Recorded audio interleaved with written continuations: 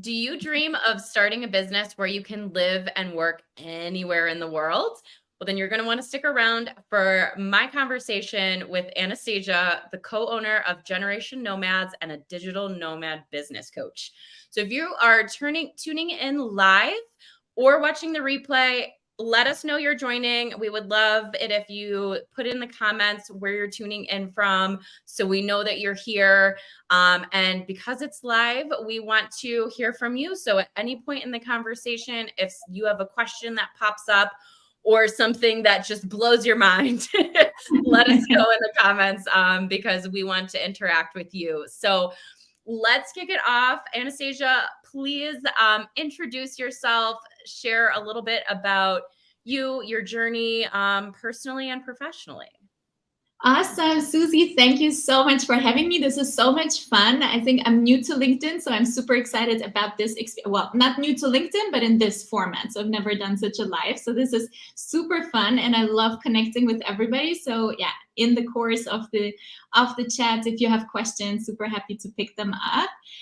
So a little bit about me. You already gave it away in a nutshell. I'm Anastasia, co-founder of Generation Nomads. I'm a digital nomad business coach. And what we basically do is we help professionals transform their skills and their passions into an online business that they can take with them anywhere. So they can work from anywhere with just a laptop and a suitcase. This is our reality right now, but that was not always, obviously. So only 5 years ago, our life looked very different. And what you could call maybe perfect on paper. So, the lucrative 6-figure careers, an apartment in the heart of Amsterdam in the Netherlands. And I had just received an excellence award from my corporate job back then. I was a new business developer and doing go-to-market strategies in a health tech company, in a Fortune 500 company. And I remember, I think that was a little bit of a turning point for me when I was sitting at that celebratory dinner when I got just this reward handed over. And I realized, you know what? I actually really appreciate the people and this award, but it means nothing to me. I just realized this was not something that my heart was really calling for. I did not get ignited by that. And actually, it was during a time where I was spiraling into burnout and just realizing that, working 10-hour days, having a 2-hour commute, and then just to go towards a promotion that would make me work 12-hour days was not my definition of happiness. So that moment of realization came around that time. That's actually when my husband and I started more and more talking about this dream that was cooking up already for quite a while, but it got always dismissed on the bottom of the bucket list, and that was to travel. So I left my job cold turkey. My husband, he actually agreed with his employer back then to go on a sabbatical. So, great work that Susie is also doing. And we went on our full-time travel adventure. And that was when, for the first time, while traveling, I think it was like 26 countries full-time around the globe, we allowed ourselves to just explore ourselves for the first time, like dream wildly, pick up different passion projects. We interviewed travel creators, like influencers with massive followings, because we just wanted to understand that space. We were speaking at co-working places. We were driving our own tuk-tuk through Sri Lanka. So all kinds of things that were just fun and we wanted to do.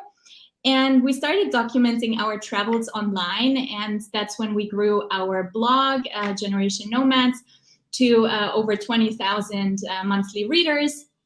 And we experimented with different online business models because our goal was really to find a way to make this lifestyle sustainable and to create financial freedom and location freedom and just basically unlock our creative potential, do something that we're excited about. And that's when we arrived at this intersection of, okay, we want to do something with travel because we're so passionate about it, and use the experience, of me working as go-to-market strategist for, a lot of startups and tech companies, and just transfer that into the online world. And that's what we do today. Oh, and Amazing. maybe I should say that since 1 year we're doing that all with our little baby girl. Yes.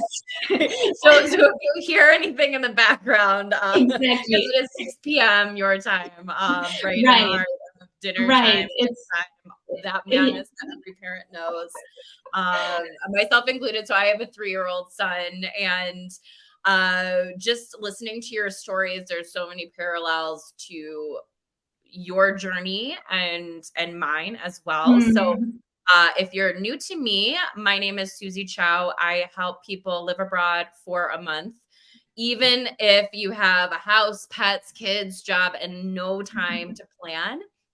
So, a little bit of a background for me is that I started my career in management consulting, and amazing on paper, exactly what I worked for. I followed the script of life that society says, graduate, get a good job, all of those things, but it really wasn't fulfilling to me. I got the promotions, and I laughed when you said, great promotion. That just means more work that I'm not excited about. So really, what's the point of that?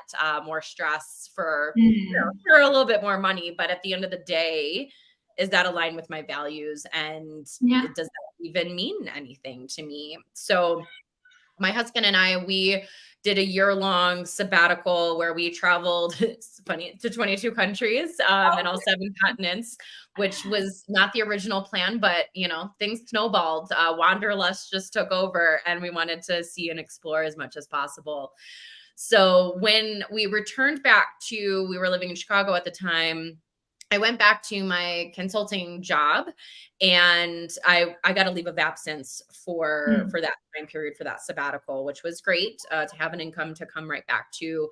But now, at that point, more than ever, I had that itch to start my own business. And that was something that I don't think before taking that sabbatical, I would have had the courage to do, because mhm, it was such a big departure from what I had expected of myself in life. I mm, was planning on just continuing on with my management consulting job. It was, a good job, and, just kind of trudging through the day to day.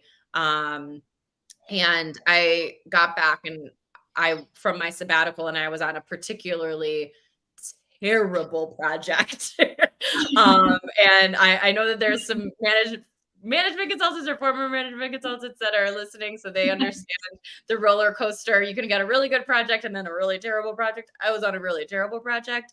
And, at that point I was like, really, why am I doing this? So mm. that was a bit of the kick that I needed to really look into this whole entrepreneurial option. So I started my business as a travel agency in 2016, and that's evolved over time. Now I'm really focusing on helping people travel long term, whether that's sabbaticals or similar to what you help with. Is people being able to have the flexibility to work and travel at the same time. So I do the travel planning for them to take that off their plate, because I'm sure we'll get into a bit of those details later. That's a pretty heavy lift. If you're traveling, consistently, that is a big amount of time that is required to figure out, what's your next stop? Where are you going to stay? What are you going to eat? The logistics, all of those. And when you're working at the same time, thinking about co-working spaces or potentially childcare if you're traveling as a family, those are the types of things that I help people with. So I would love to get into it. And I see some people joining. So very excited for you guys to be joining. If at any point you have a question, just pop it in the comments, and we will have some time at the end to answer those. So let's get into it. I would love to hear your advice, for those that are contemplating. And I know that even just that contemplation is a journey, and that could take years. So if you have that seed in the back of your head that, there's something that I want to do and give a try to start my own business, what would you recommend as those first steps when you're in that position?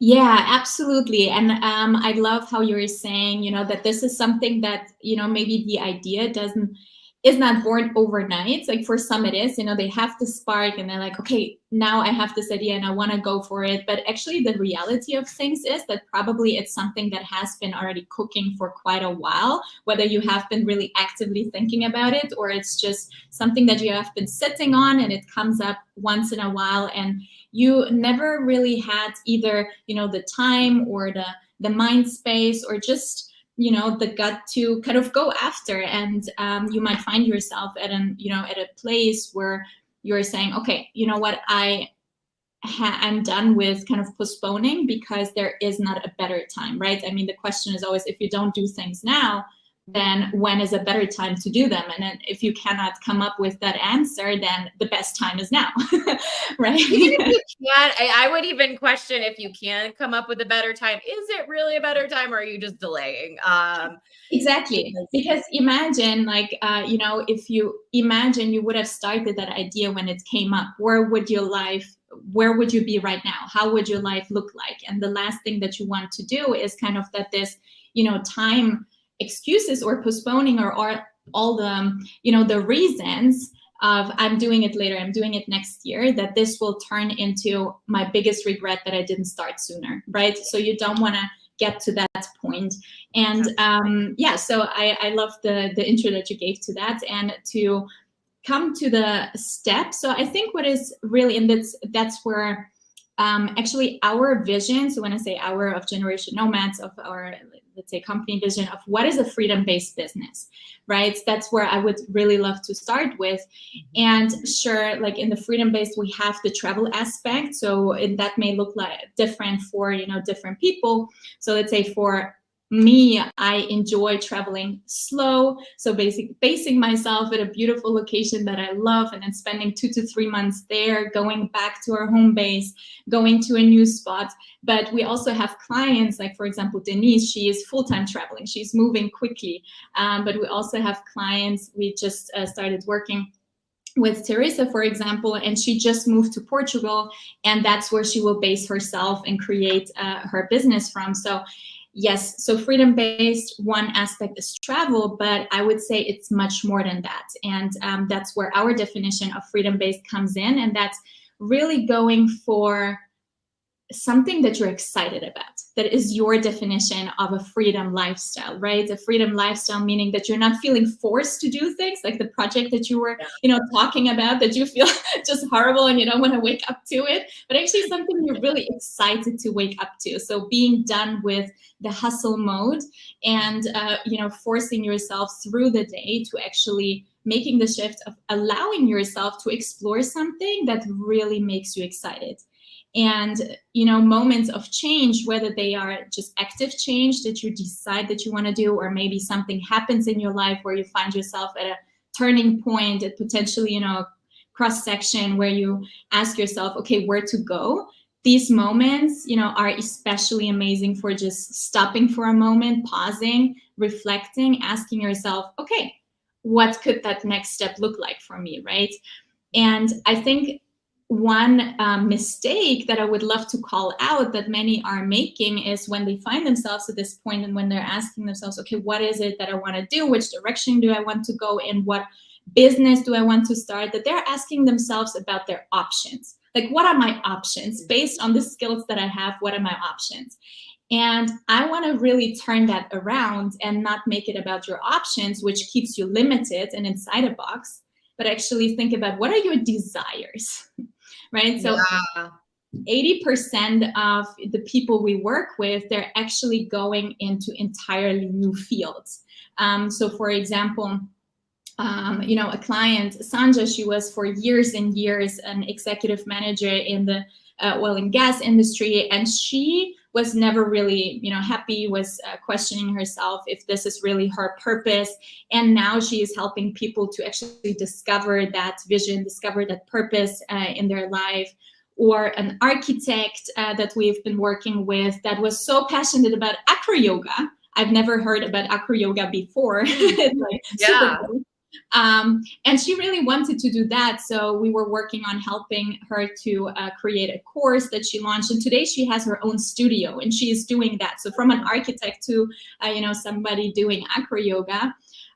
So basically, the first thing of, is asking yourself, okay, what is really a freedom-based business to me? What does that mean for me? How can I step into a passion? How can I create a business that supports a freedom lifestyle, that is built around the lifestyle that I want to live, rather than where I have to build my life around, right? Mhm.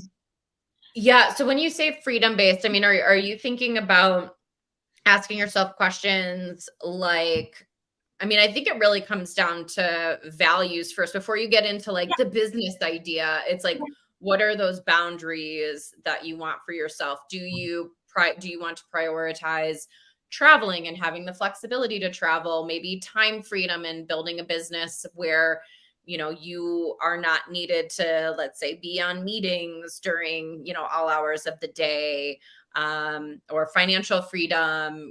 There's all different types of freedom. So Yeah. are you suggesting kind of really more aligning your values and like what you want, what type of life you want, and then you can support a business or create that business to support that Yeah. vision?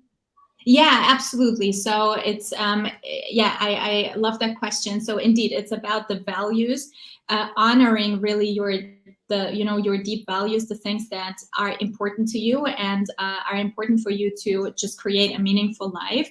In terms of how you structure your day, how you are working with potential clients, how you're working with customers, right? That will impact the business model that you're choosing. Yeah. That will impact the offers that you're creating. But also just simple questions as like, what kind of topics do I want to talk about? Do I want to deal with? What kind of people do I want to work with?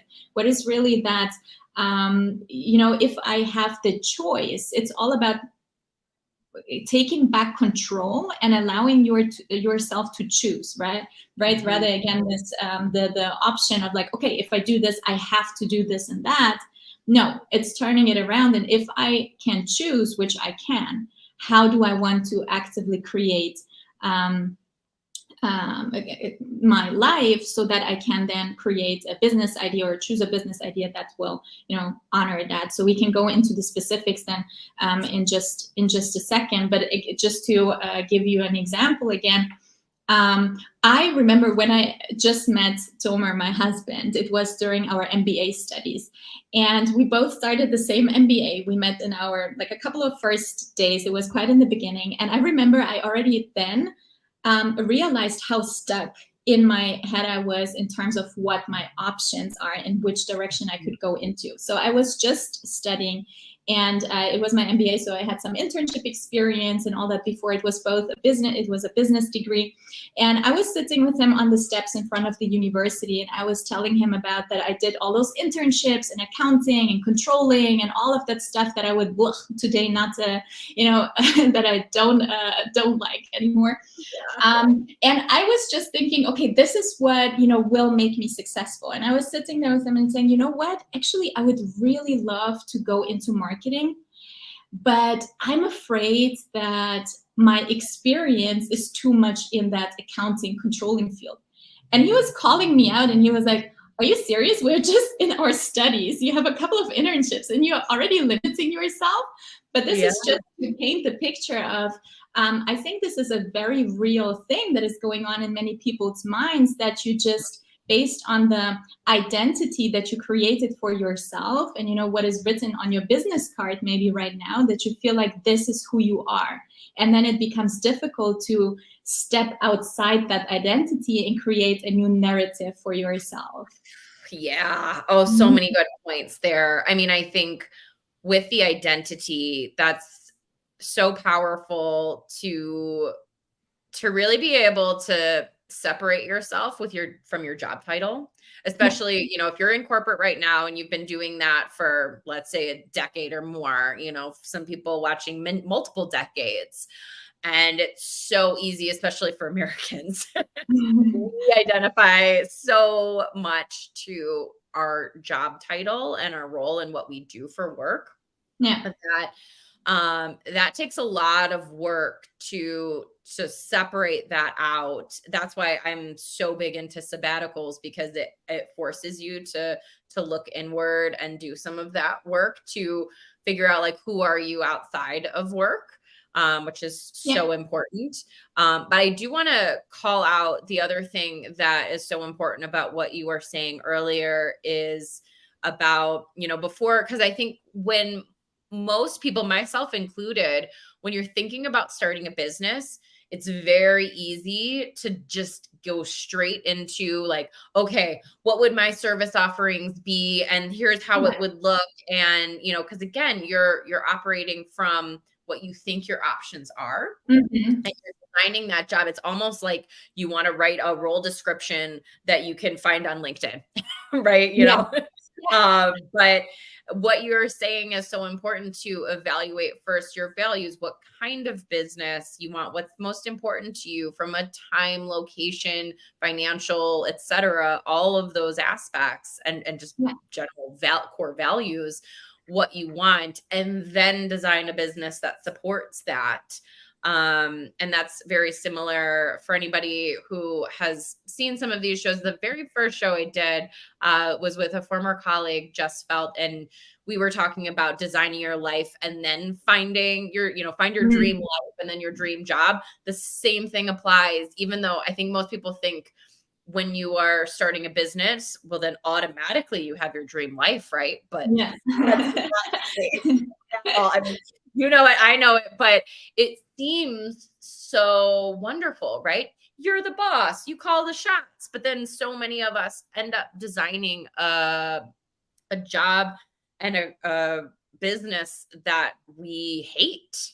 And that we be resentful for. So if you don't ground yourself up front about what's most important, then you can end up just going down a path of, things that you think you should be doing when, really it's not supporting that ideal life that you want. And that's the whole point for most people is to, if they're going to start a business, they want to have all of these freedoms, but you got to work really hard at making sure that what you design is supportive of that. And that's going to be, personal to whatever's most important to you.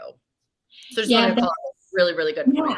Absolutely. That's so important. And we can really dive into kind of how to pick, let's say, your marketable skills and infuse them, like look into, okay, what is it that I'm excited about? How can I leverage like a skill and combine it maybe with a passion so that I create something that I'm really excited about? Because what you just said, it's super important. The entrepreneurial path is not just roses and rainbows and butterflies, right? It's really hard, guys. I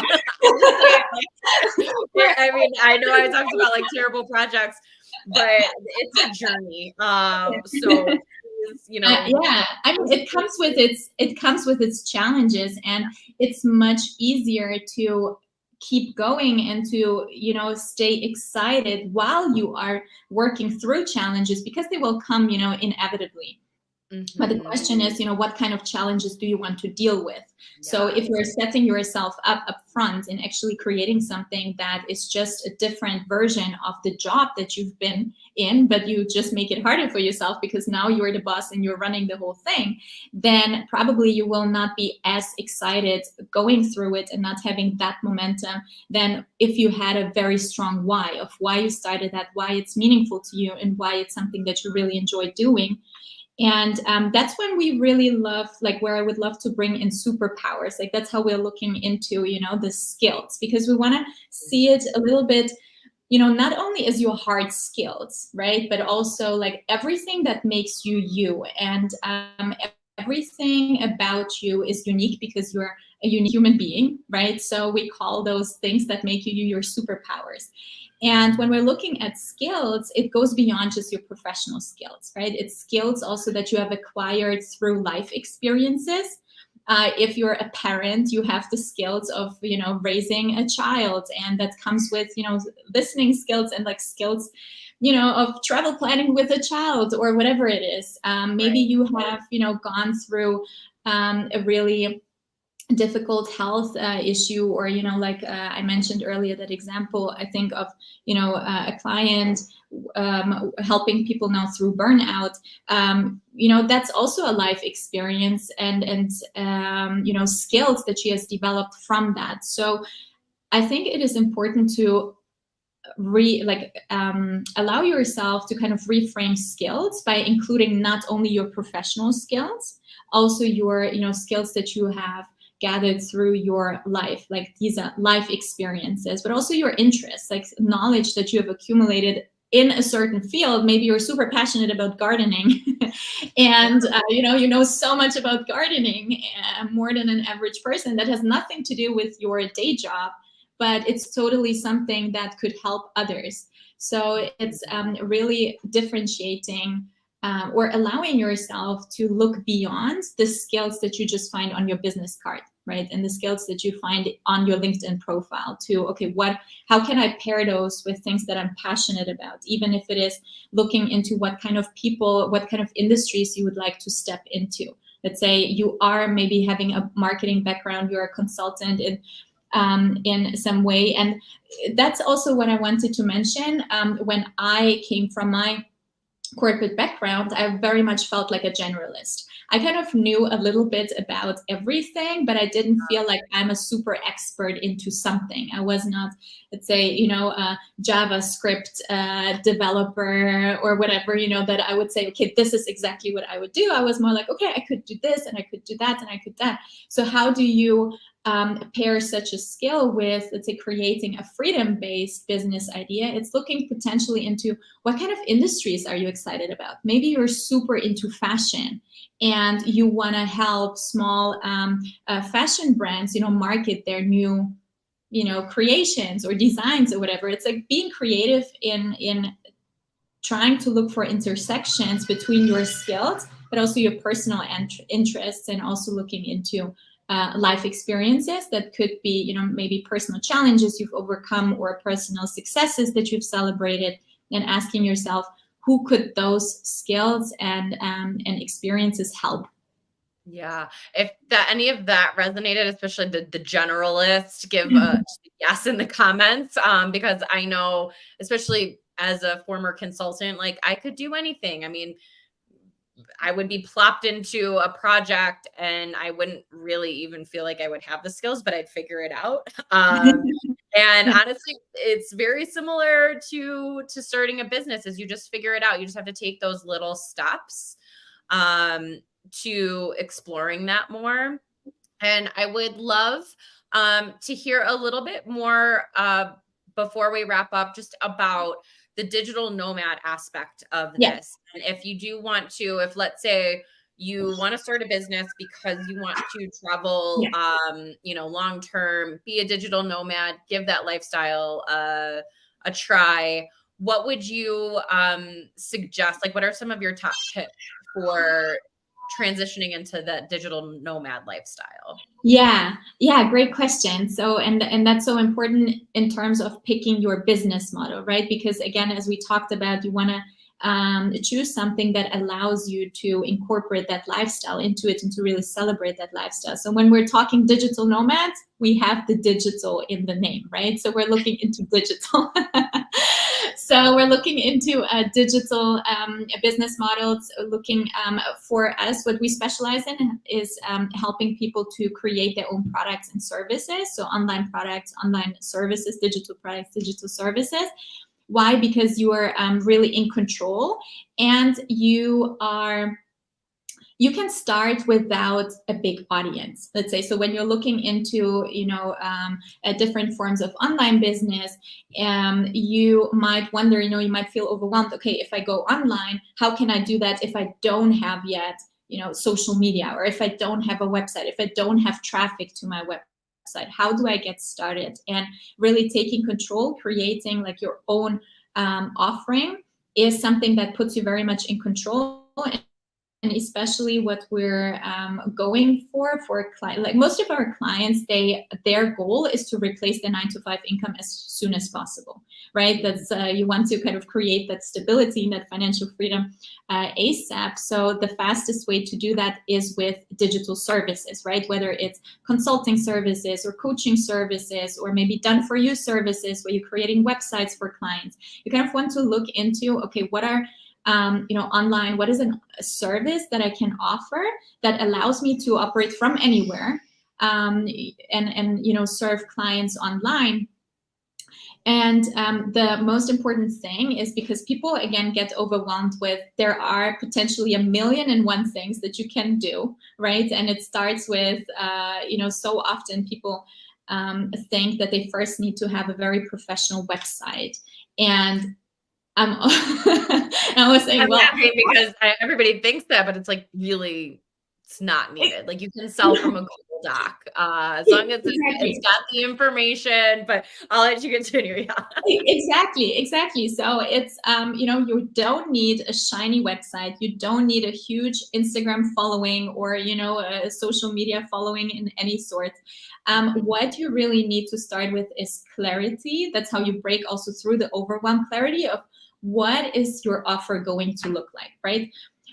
Who are you going to serve, and how are you going to make a change in their life? So really becoming crystal clear about what is it that you want to offer, and then you can consider putting that online and creating a very nice appearance and putting a bow around it. I always like to kind of give that make it the comparison of between a website and a business card, because the thing is, like, your business card maybe has your title, or whatever it is that describes very briefly what you're doing.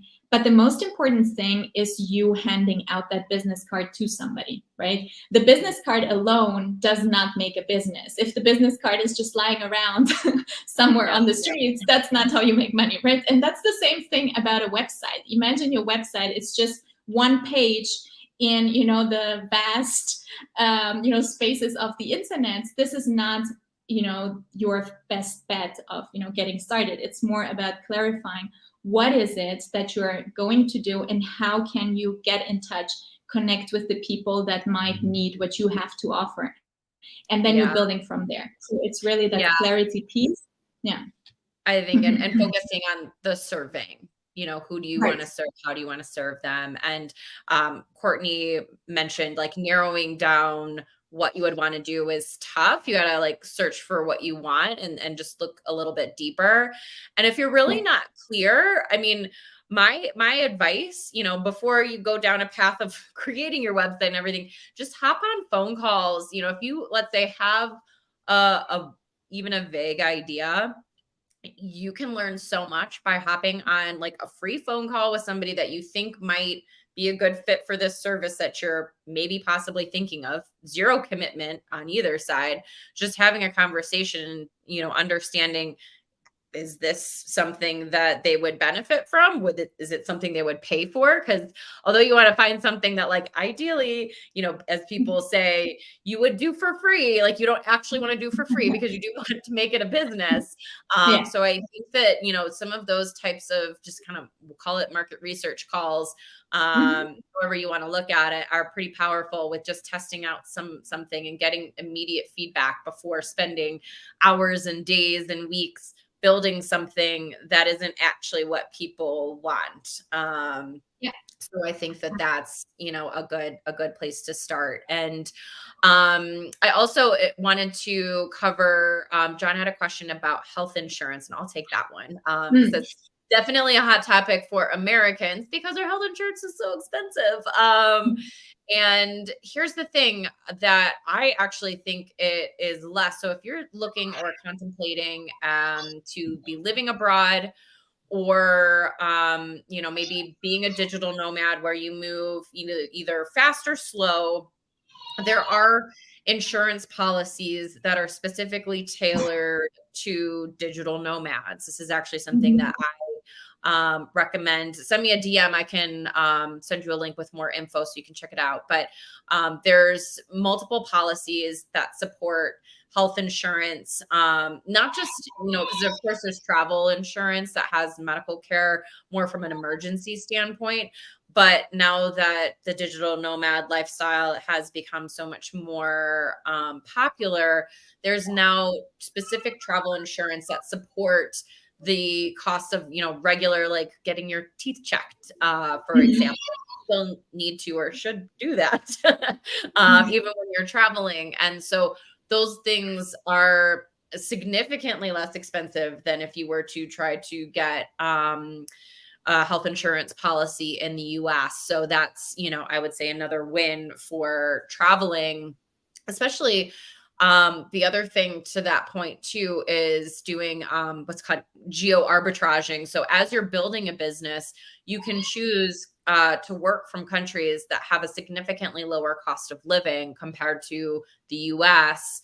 So it's less stress, as you're trying to build up that income, you can, really work up towards living in, higher cost locations, for example. That's just one strategy, but there's definitely health insurance options.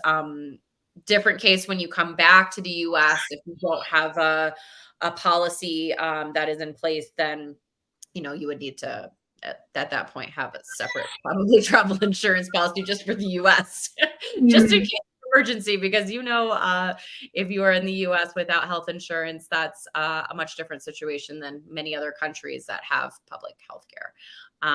So if there's any other questions, pop them in the chat. Otherwise, I think we are going to wrap up. I know we could talk for easily a whole another hour. Easily. I feel like we just scratched the surface, but I hope, at least my thought is that most of the people that are watching and listening, they are just in that beginning kind of seed in the back of their head stage. So I think that this was, just the ticket for giving you hopefully some easy next steps. But if you do have any questions, Anastasia, how do people get a hold of you if they want to learn more about building a digital and freedom-based business? Thank you so much, first of all, Susie, for the conversation. I want to say the thank yous now because I really enjoyed it, and I think, as you said, I could continue for for a long time. But so I'm happy to connect with everybody who was here, who is watching the replay.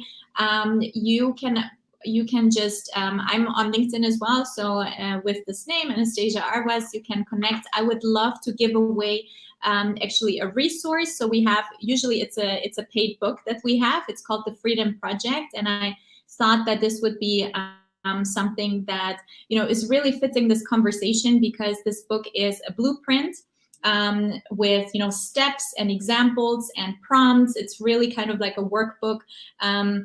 With also, teaching sections, it's a blueprint from how to go from just a vague idea to a tested business. So I loved what you were just saying with, market research, interviews, or, just the goal is not just to create something behind closed walls, but really go out and test it. And this book is really something that helps you with doing just that, really diving into your superpowers, seeing how to transform them into a freedom business idea, and how you can, what are the first steps to get that started? How do you create an offer? How do you test that offer? How do you market research? So all those steps, and I think it's a really great place to start if you're looking into that direction and just want to experiment a little bit, have fun brainstorming, and also making it just already very concrete and very tangible.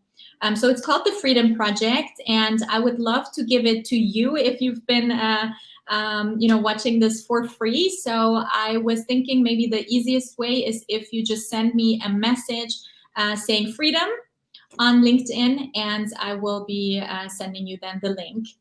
Awesome. And I hope that this will be something that will help you get your freedom business journey started. That sounds amazing. Thank you so much.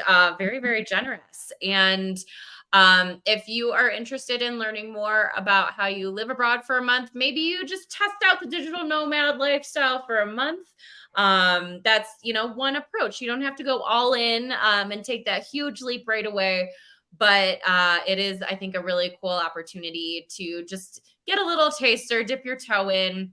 So if you're interested in that, send me a DM. I would love to talk with you. So I am running right now 30-minute free roadmap calls to, and they're laser focused. They're strategy calls where we talk about specifically when and how, so answering questions like, well, what about the kids and the pets and the house and the job and all of those things that I mentioned in the beginning of our chat. So we clear all of those out for you. You've got questions, I've got solutions. So I'd love to help you do that. And so just send me a DM, and you can type, I guess, just roadmap. And I will send you the details to get that booked. But Anastasia, thank you so much for your time. This was amazing. And Courtney, absolutely open to connecting on LinkedIn. I can just send you a connection request. And same thing. But we would love to connect with you. So happy everybody enjoyed this talk. Thank you for joining. And everyone, I hope you have a wonderful day. Yay, Susie, can I just say just one thing? Because somebody typed into the comments freedom, but I only see LinkedIn user. So the best thing would be, like, I don't see the name. So I don't know who to send it to. I would love to give you that resource, but maybe the best way is if you just send me a private message on LinkedIn. And then I will be sure to send you the resource, because I cannot see. I think maybe there was an option to join without the name, so I cannot see the name. So yeah, no, I am seeing that same thing. But yeah, so for anybody, just reach out, send us a connection request. We're friendly. We would love to chat. But thank you so much for joining. And we'll talk soon. Have a good one. Yay. Bye.